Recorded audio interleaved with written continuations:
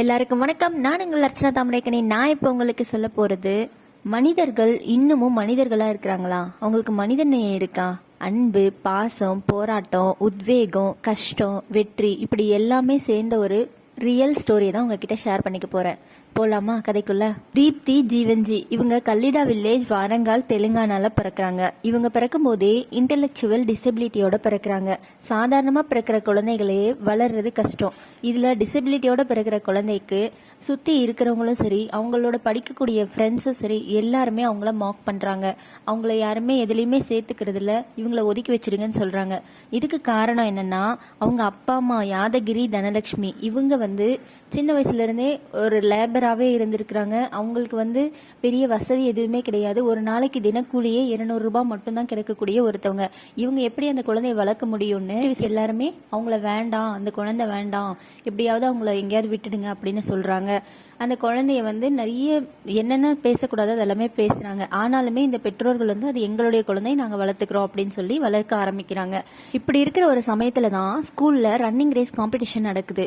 அந்த running race காம்படிஷன்ல Deepti ஜீவன்ஜியும் பங்கேற்கிறது மட்டும் இல்லாம அவங்க அபாரமா ஓடவும் ஆரம்பிச்சிட்டாங்க. தீப்தி ஜீவன்ஜிய அவங்க கிட்ட ஒரு டேலண்ட் இருக்குன்னு அவர் ரெகக்னைஸ் பண்ணி அந்த பிடி சார் ஒரு கோச் நாகபுரி ரமேஷ்ன்றவர்கிட்ட சஜஸ்ட் பண்றாரு. இவங்க கிட்ட திறமை இருக்கு, அவங்கள ட்ரெயின் பண்ணலாம் அப்படின்னு சொல்லி. அதுக்காக அந்த கோச்சுமே அவங்களுக்கு ரொம்ப ட்ரெயின் கொடுக்குறாங்க. ட்ரைனிங்னா இப்போ வில்லேஜ்ல இருந்து அவங்க ஹைதராபாத் வரைக்கும் போயிட்டு வர மாதிரி இருக்கும் அப்படின்னு ஒரு சுச்சுவேஷன் வருது.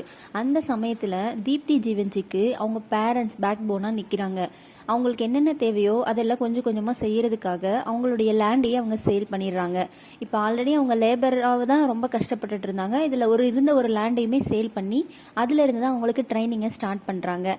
அது கூட கோச்சும் அவங்களுக்கு ஹெல்ப் பண்ணியிருக்கிறாங்க. ட்ரைனிங் ஒரு பக்கம் போயிட்டு இருக்கு. நிறைய இடத்துல ரிஜெக்ஷனும் நடந்துட்டு இருக்கு தீப்தி ஜீவன்ஜி. ஏன்னா அவங்க சில ரூல்ஸ் எல்லாம் ஃபாலோ பண்ணணும். அதுவும் நார்மலா இருக்கிறவங்களுக்கு விட இந்த பேரா அத்லெட்டிக் நிறைய ரூல்ஸ் இருக்கும் இல்லையா, அந்த ரூல்ஸ் எல்லாம் அவங்க அதை ஃபாலோ பண்ணி தான் அவங்களுமே அதை ஓடணும். அப்படி இருக்கும்போது சில இடத்துல ரிஜெக்ஷன்ஸும் நடக்குது. ஆனா ஒரு கட்டத்துக்கு மேல அவங்க அப்ரூவ் பண்ணி 400 metre T20 2024 world para athletic சாம்பியன்ஷிப்பை வின் பண்றாங்க.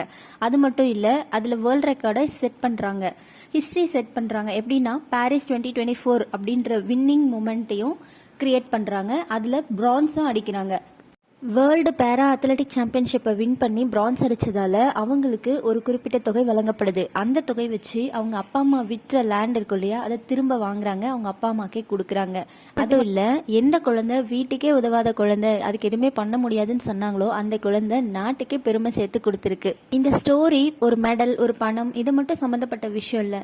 நல்ல மனிதர்கள், அந்த பிடி சார், இந்த கோச் மாதிரியான மனிதர்கள், அவங்களுடைய மனிதநேயம், அவங்க பின்னாடி அந்த பேரண்ட்ஸ் காட்டின அன்பு, அவங்க காட்டின பாசம், இதுக்கு நடுவுல அந்த பொண்ணு ஃபேஸ் பண்ண போராட்டங்கள், இதெல்லாம் சேர்ந்தது தான் அவங்களுடைய வெற்றியா சொல்லப்படுது. இந்த தகவல் உங்களுக்கு பிடிச்சிருந்தா நம்ம ஏடிஎஸ் ஹாப்பி வேர்ல்டு சேனலை சப்ஸ்கிரைப் செய்து கொள்ளுங்கள். நன்றி.